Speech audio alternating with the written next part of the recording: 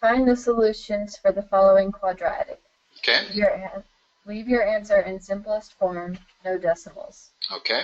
And the equation is y equals 2x squared plus 4x plus 6. Okay. What's the first thing we want to do to solve this? Wouldn't we want to subtract the 6 to the other side? Actually not. With quadratics, you generally want to set the other side equal to 0. In other words, a quadratic is a parabola, okay? Mm-hmm. And when they say solve it, they are saying, what are those 2 points right there? Yeah. Those 2 points come when y is equal to 0, right? X-intercepts come when y is 0. Yes. Just like this point here is x is 0. Yes. Okay? So, remember that clue, because the way you solve most quadratics is this way, by setting y equal to 0. Okay. Okay? Now it becomes a factoring problem. But it doesn't factor out evenly. Well, not yet. Is there a greatest common factor that I can remove? There's a 2. Okay, let's take that out. What are we left with? X squared plus 2x plus 3. Now we can divide both sides by 2. We have that. And you're right, that does not factor nicely. So what do we have to use? I don't know. If you have a quadratic that doesn't factor into integers, like this one. In other words, this is not x plus 3 times x plus 1. You have to use the quadratic formula. That's really it's not the only other option, but it's the easiest. What is the general format of the quadratic formula? Isn't it x equals negative b plus or minus the square root of b squared minus 4ac over 2a? 2a. One thing that's kind of helpful for memorizing this is notice what the first half is. That's the formula for the vertex of a quadratic, the x-coordinate of it, minus b over 2a, right? Yeah. So that should help you remember it, or help you remember the vertex of a quadratic, one or the other. But yeah, this is important. What is a, b, and c in our case? 2, 1, and 3, or 1, 2, and 3. 1, 2, and 3. Yep. In other words, a is the coefficient of the x squared term, b is the coefficient of the x term, and c is the constant. Yep. So when I plug it in, what do I get? X equals negative 2 plus or minus the square root of 4 minus 12. It would be 4 times 3, but over 2. Okay, let's simplify this.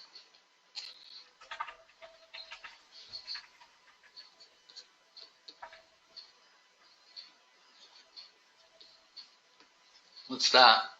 Square root of negative 8. It can't be square rooted, can it? Well, this is where imaginary numbers or complex numbers come in. Or it could be 2 square root 2, right? That's what it is. But it's 2 square root 2i. And let's talk about that. Let's talk about, first of all, the square root of 8 is the square root of 2 times the square root of 4, which is where you get your 2 square root of 2. Mm-hmm. Okay. But the square root of negative 8,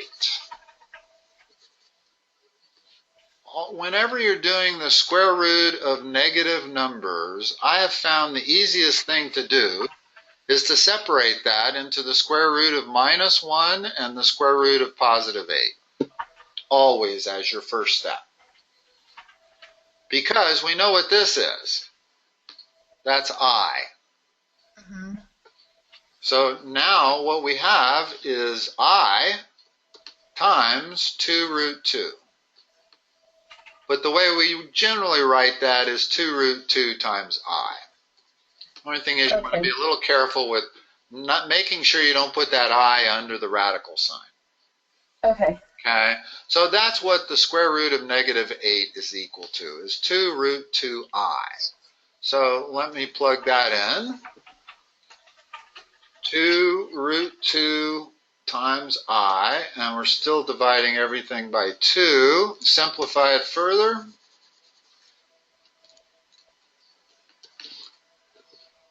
What can I do to both top and bottom? Divide by 2. Okay, which gives me minus 1 plus or minus root 2 times I over 1. So there are our two answers. And it's important to realize what that plus or minus means. It means one answer is this, and the other answer is this.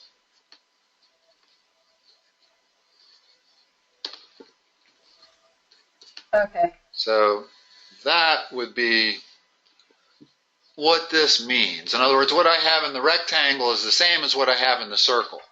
But a lot of people don't realize what that actually means. It means one answer is using the plus sign, the other answer is using the minus sign. Okay. And we would leave it like this. When they said don't convert to decimals, they mean don't substitute 1.41 for square root of 2. Leave it as square root of 2. That's the most precise number. Okay. What else you got? So, find the solutions for the following quadratic. Leave your answer in simplest form, no decimals.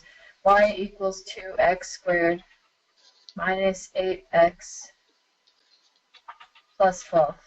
Plus 12? Yep. Okay. First step? Factor out the 2. Okay.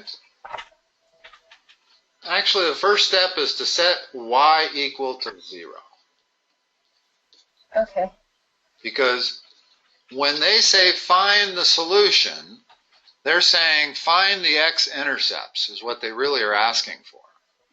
And the x-intercepts always come when y is equal to 0. So that's why we do that. Okay, not all quadratics do you set equal to 0. Some are a little different, but any quadratics that are in standard form like this. Okay, and then once I've factored out the 2, I can just cross it off because I'll divide both sides by 2, but 0 divided by 2 is still 0. Okay. So I'm down to a simpler version now.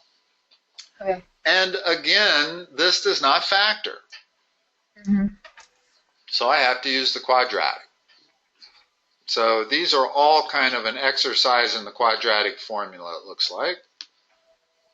So this time, just go ahead and give me the numbers. What's minus b? 4 plus or minus the square root of 16 minus 4 times 1 I think times it's always worth. minus 24. I think it's always worth writing it the way I just wrote it. Okay. Only because sometimes c is negative. And it's really easy to drop a negative sign or make a mistake with it. Whereas the way I wrote it, you can't make a mistake. And the next step is to solve those three products. Mm-hmm. So now it's 16 minus 24. Again, minus 8. All over what? Over 2. Okay, simplify. It would be the same as last time, wouldn't it? It's close. 4 plus or minus, what's the square root of negative 8 going to be? 2 square root 2i. That is the same as last time. Not quite. Last time it was 2 plus or minus 2. Okay. Because there's still one more simplification. What can I do to top and bottom? Hang on 1 second. You can divide it all by 2. Okay, which gives me 2 plus or minus root 2. I think last time we had 1. Yeah, last time it was 1, negative 1 plus or minus root 2i. So you can give that as a solution. You don't have to put it into the plus form and the minus form. In other words, I'm assuming your teacher would accept this as an answer. Probably. Yeah. And that's the solution. In other words, if I were to go back up there and input either of those solutions for x, this would be true. Now, what does this look like? It's worth talking about. First of all, I can tell it's a quadratic that opens up, right? Mm-hmm. It's not going to cross the x-axis. It's going to be something like that. The reason I know is because the points where the parabola crosses the x-axis are the real solutions to this problem. Well, this doesn't have any real solutions. Both our solutions were complex solutions, imaginary. Okay. And whenever that's the case, it means you have a parabola that doesn't cross the x-axis. And the only way that can happen is if that vertex is above the x-axis like that. In other words, if I had the graph of the thing do this, well, now I know that that's a real solution. I better come up with 2 real solutions. Yeah. But if the parabola doesn't cross the x-axis, I know I'm going to come up with 2 imaginary solutions, which is what we came up with. Okay. Okay, what else? So, graph not with a calculator. Okay. And these are the ones I have trouble with. Okay. Y equals 2, parentheses, x plus 1, parentheses, x minus 3. Now, I get that those are the 2 x-intercepts, x equals negative 1 and x equals 3. Those are both the x-intercepts. Yeah, notice if we were to multiply those out, we would have a quadratic. We would have an x squared term, we would have an x term, and we would have a number. But I don't know how to do the rest. They've made it easy. We don't have to do that because if they'd have given us a quadratic, I would have needed to factor it to get these 2 linear factors. The fact that they've given it to us in factored form makes it really easy to solve. If I'm going to solve that equaling 0, you just said what the answer was. Either x equals minus 1 or x equals 3. That's it. Okay. But how do I graph the rest? Okay. Graph the entire thing. If I know that it goes through minus 1 and 3, then I know the parabola opens up. Where is the vertex? Where is that point going to be? Where's the line of symmetry? 1. Okay. What's this point going to be on the y-axis? I don't know. Plug in 1 for x, and it'll tell you.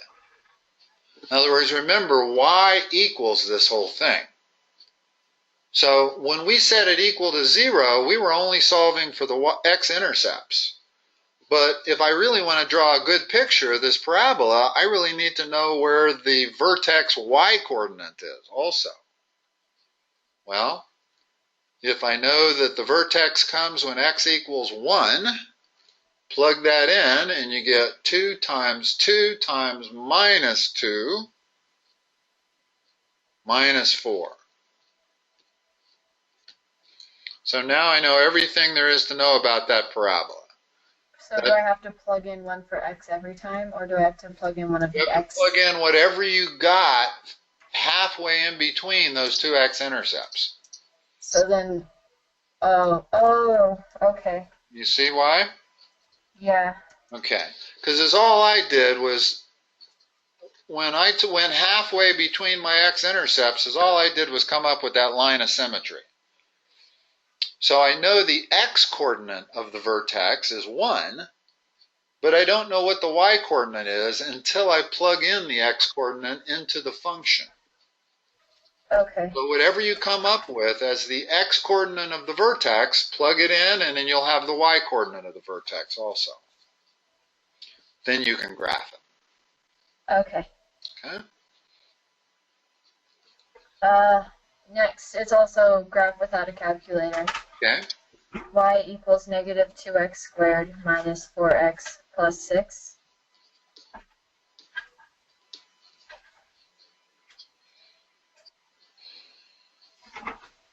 Okay. First step? Factor out, I would factor out the negative 2, right? You'd set it equal to 0 first, but Okay. you'd factor out the negative 2. No, because that'll make factoring the rest of it easier. Okay. What's the rest of it? X squared plus 2x minus 3. Yeah, all you have to do is make sure that those two things multiply together to give you what you started with. Okay. And they do. In other words, whenever you factor out a greatest common factor, just as you're doing it, you should always kind of be checking that you didn't lose the sign on any of them. Okay. So now I can get rid of that. Now this one I can factor into what? Yep. X plus 3x minus 1. So where are my zeros? Negative 3 and positive 1. Where is my line of symmetry? Negative 1. What is the y value of my x coordinates? Excuse me, what is the y value of my vertex? And here you want to go up into there. In other words, this is the function. In order to solve for the zeros of that function, I was able to factor out a minus 2 and then divide both sides by minus 2. But when I'm looking for the y-coordinate of my vertex, which I need to graph it, I got to go back to the original function. I can't plug it into this one here. That's not the same function. So if I were going to do that, it would be negative 2 times 1 squared minus 4 times 1 plus 6.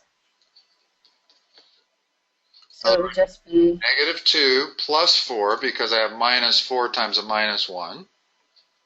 So wouldn't it be 4 minus 4 plus 6, which would mean positive 6, is the y-intercept, right? Positive 6 is always, in other words, is all I'm doing is going into this original function and plugging in negative 1 for x.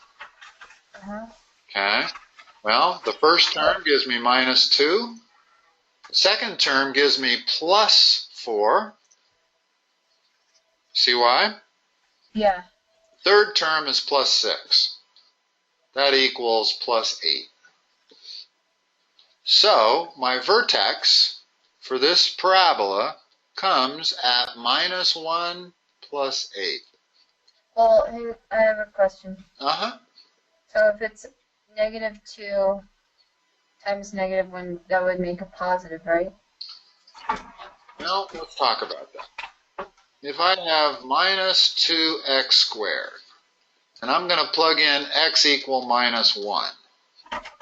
Now what I have is minus 2 times minus 1 squared. Notice the square does not apply to the minus 2.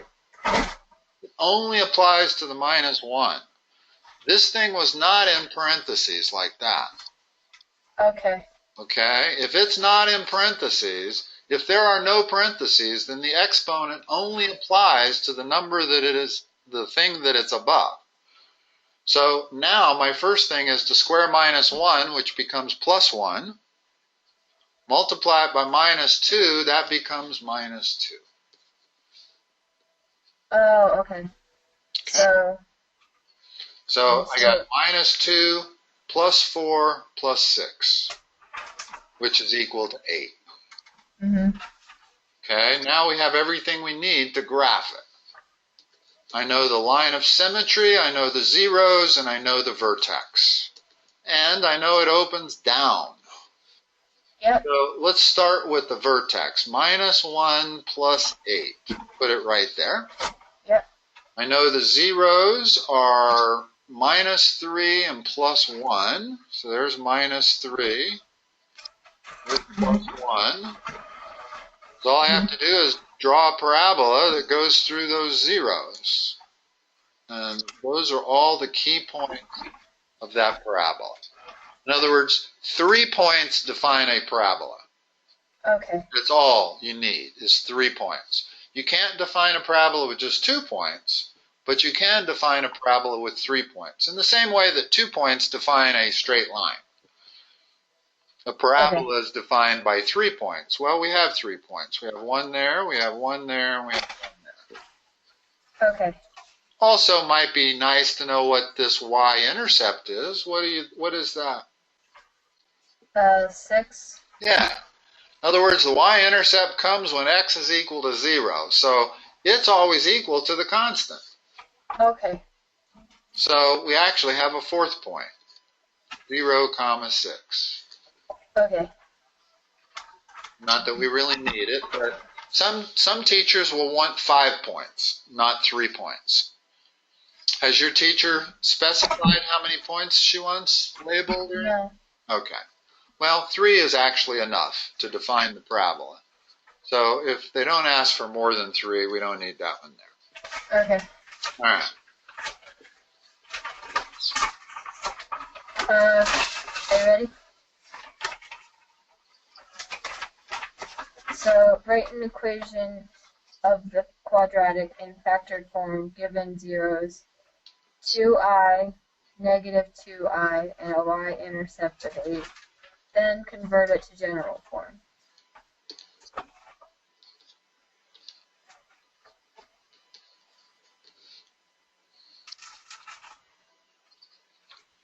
So if I know my zeros, then I know my factors. Let's just take a different problem for a moment. If I told you the zeros were x equal 4 and x equal minus 1, what 2 linear factors would that equate to? X equals negative 4 and x equals No, it would be x minus 4 times x minus a minus 1, or x plus 1.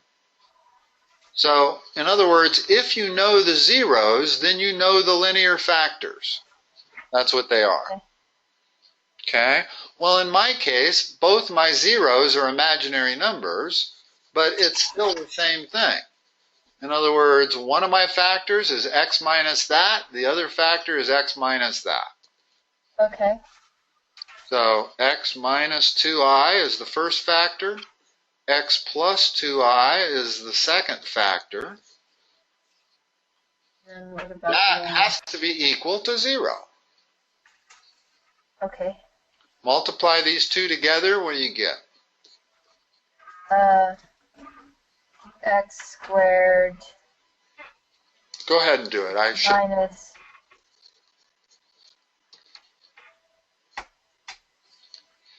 You get x squared plus 2i, and then minus 2i, ix, and then minus 4i squared, right?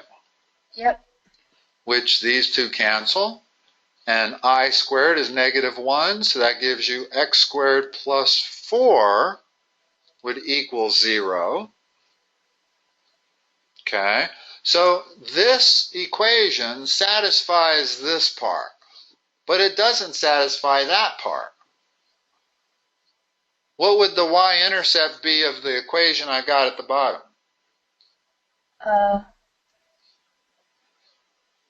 4. What do I have to do to this equation to make the y-intercept 8? Add 4. Not add 4, because if I add 4, I got to add 4 to both sides. But if I multiply by 2, Oh, okay. now notice what I have. 2x squared plus 8 still equal to 0, because I got to multiply both sides by 2. I still want to maintain that 0 over there. It's just that now I have it where that's the y-intercept.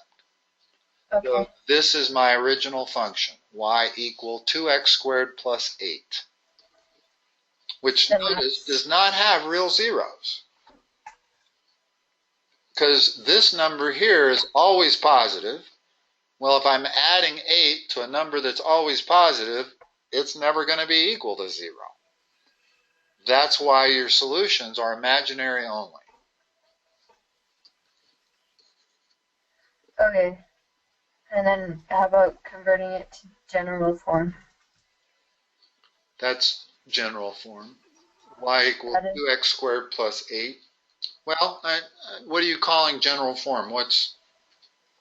Unless you're talking ax squared plus bx plus c. That's plus bx plus c. That's what I call general form for a quadratic. And that's what we have it in.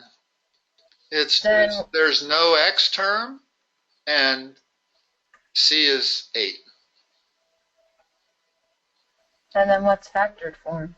Well, factored form would be, if that factored, here's factored form. This is standard form right here. Factored form is 2 times x minus 2i times x plus 2i. In other words, we started with the zeros. They gave them to us. Plus 2i and minus 2i. That allowed us to come up with the linear factors, x minus 2i times x plus 2i. We had to multiply everything by 2 in order to make the y-intercept 8. So this is factored form. So, the second. Sorry. What would vertex form be? Here's vertex form. Y equals a times x minus h squared plus k. That's vertex form. K? What's that? What's h and k?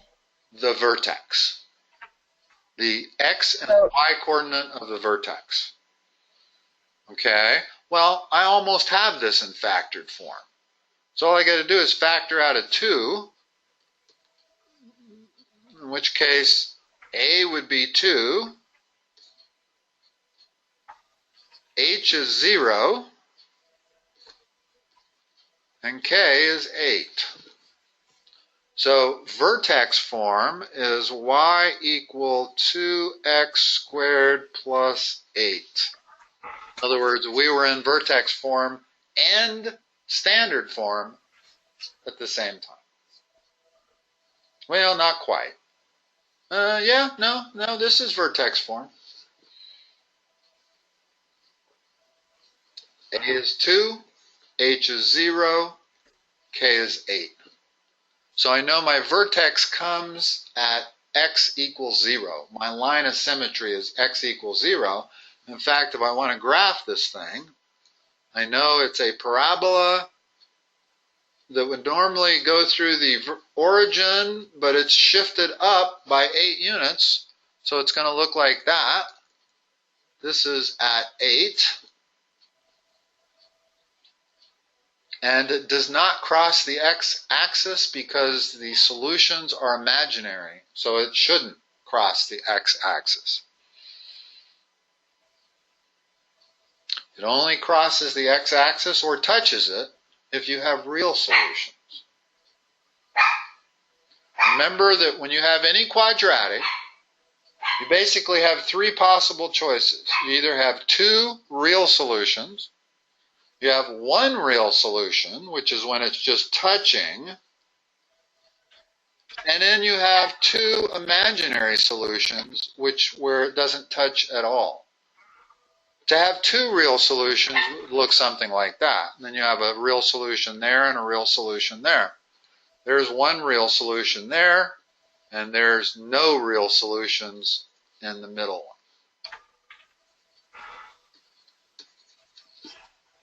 So, do you have time to go through one more with me? Sure. So it's another right in vertex general and factored form. Okay. And I kind of started working on it. Okay. But it's, so write the equation in factored vertex in general form, given x-intercepts of 3 and -5. A vertex of -180. A vertex y-intercept? We were given a y-intercept, but it gave us a vertex and a y-intercept. So what's the y-intercept? 75. Okay. So what are my two linear factors, first of all? Your two linear factors. They come from the solutions. In other words, that's a 0, that's a 0. So it would that implies that what's the one of the linear factors? X minus 3 times x plus 5. Those are my linear factors, okay? But if I multiply those together, what do I get? In other words, if that was equal to y, that may be equal to y. I may have to multiply both sides by something in order to get this y-intercept of 75. Well, if you FOIL these together, what do you get? X squared plus 5x minus 3x. Which is plus 2x. Minus 15. Was the y-intercept positive 75 or negative 75? 0, 75. So positive 75. Okay, so now I have to figure out what I have to multiply this thing by so that that number is plus 75.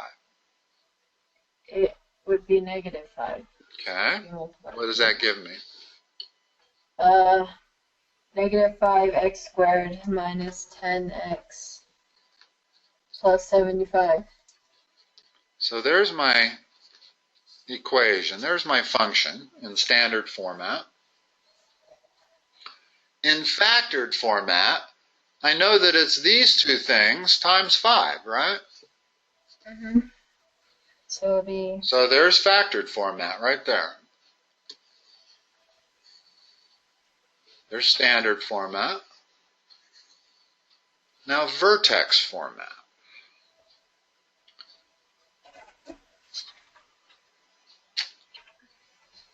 Wouldn't it be -5x minus 3? For the factored form, it would be -5, right? Well, we don't know where the vertex is, right? In other words, vertex format is this. We do know where the vertex is. Where? Oh, they gave us the vertex. Oh, they gave you the vertex? Yeah. Oh, what is it? -180. -1 comma 80? Yeah. Okay. So vertex format is this. And they're telling you what H and K are.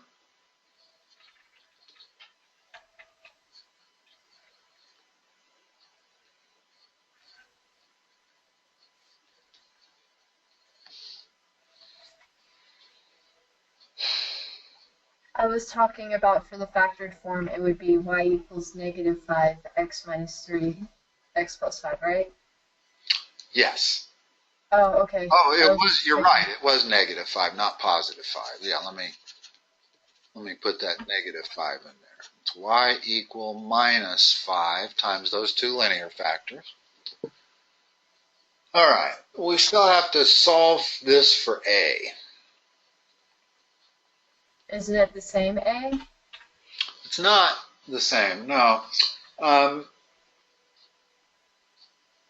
the reason is that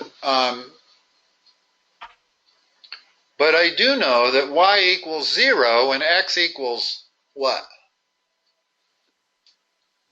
X equals 3 or -5. Okay, so we can solve for a, and we need to. In other words, here, let me get rid of some of, I'm going to work over here on the lower right. So I know that this whole thing is equal to 0 whenever x is equal to 3. So let's just solve it. Plug in x equal 3 and solve for a. Okay, I know y is 0. See why I know that?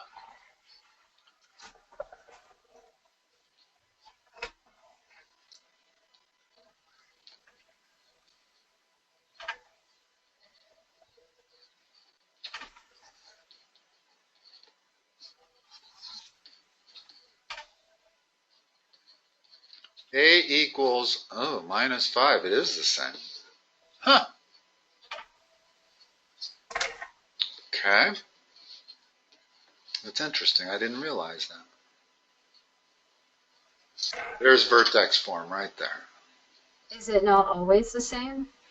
Well, I didn't realize that it came out to be the same as that coefficient in factored form. I'm not sure. Well, I can't say that it sometimes might be different. I don't really know. So for the test, I should double check. Well, probably, yeah. The key is to make sure that what I have circled here is the same as that or that. And if you multiply it out, you'll see that it is. In other words, I'll end up with some x squared multiplied by -5, so I'll get that term. And then I'll have a 2x multiplied by -5, I'll get that term. And then I'll have a -5 added to 80 to give me that term. So these two are the same. As long as you check to make sure they're the same, then yeah, then now I have all three formats. I have factored format, I have standard format, and I have vertex format. Okay. Yeah, now whether or not you can always do these two first and then just substitute a for this number, it sure worked in this problem, but I was kind of surprised that it did, so I'm not sure that it always works. Might just be a little thing that I've never realized before. Okay. Okay, but the first step of all of these, whenever they give you the x-intercepts, is to come up with these two linear factors. Whether those x-intercepts, well, can't even say if they're imaginary, because they're not going to be x-intercepts if they're imaginary. But even if they're x-intercepts, you can still do x, even if they're imaginary numbers, you can still do x minus that first imaginary number times x minus the second. And incidentally, imaginary solutions always come in pairs. If this very first problem here, they didn't need to give you this one. They could have just given you that much information. And you would have automatically known that another solution is that. Because they only come in pairs. You will never have an imaginary solution with just one solution. If 1 minus 3i is one solution, then another solution is the conjugate 1 plus 3i, always. Oh, okay. Okay? And you'll get to a point in algebra where they won't give you both of them. They'll just give you one of them.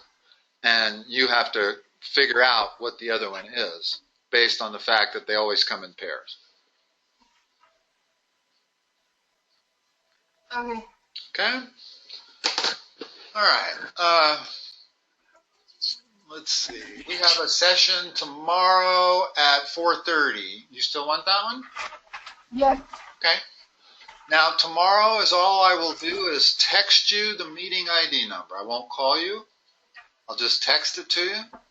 And if you look on your desktop, you will see something that looks like this little orange flower here. Okay. That's the thing you need to double click on to start GoToMeeting. In other words, you don't go back to the website. You only needed to do that once. Once it downloaded and is on your computer, now you have that shortcut. Double click on it. It'll ask you for a meeting ID number. Put in whatever I've texted you. Okay. And then it says this session is being recorded. Where can I find this? I will send you the link to this recording. It'll take all night to get it processed, so it won't be available till tomorrow morning. But I need your email address to send it to you. What is yours, Julie? JNT. JNT? Yep. 26 Go ahead. at Comcast.net. Okay, let me just make sure I spelled that right. That was JNT26 at Comcast.net. Yep. In the No morning? capitals in the beginning, right? What's that? No capitals in the beginning, right? Yeah, I don't think it matters. I don't think this is case sensitive. I don't believe email addresses are case sensitive. Okay. But yeah, I'll use all small letters anyway.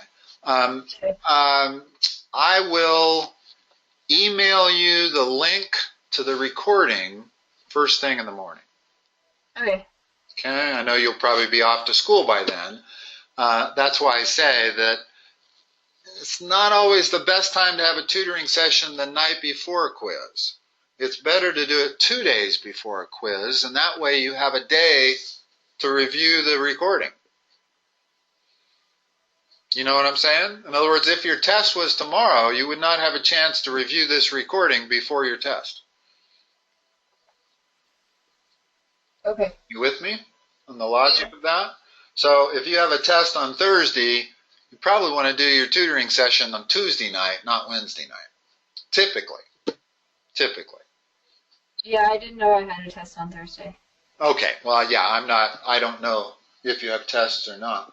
But just, you might want to keep that in mind, is that there's always about a 14-hour delay between the tutoring session and when you get access to the recorded file. Okay. Okay? All right, Julie, have a good evening, and I will talk to you tomorrow. You too. Thank you. Bye-bye.